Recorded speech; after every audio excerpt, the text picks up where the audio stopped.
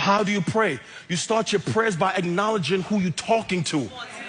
Our Father. And you think about where He is. He is in heaven. He is exalted. He is above. You think about who you're talking to and where He's seated. Then He says, your kingdom come and your will be done. Or He says, hallowed be your name. That is, worship God in your time of prayer. Then He says, pray your kingdom come and your will be done. That is, busy yourself with praying about the things that God is concerned about.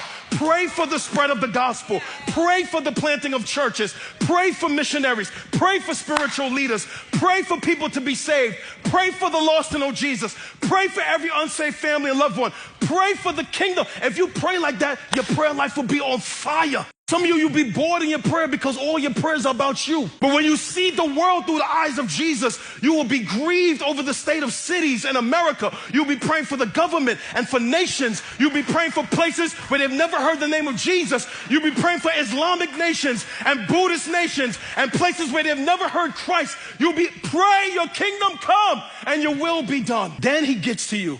Give us this day of daily bread. Ask God for your needs and don't be ashamed. There's things you want in your heart you'll never say, but you have not because you ask not. Then He says, forgive us our debts as we forgive our debtors. That is, deal with your sin. Like, don't go into God's presence and act holy. Go into God's presence and act lowly and deal with your sin. Tell Him you're a sinner. Tell Him you messed up this week. Tell Him you messed up last night, and wring out your heart from sin.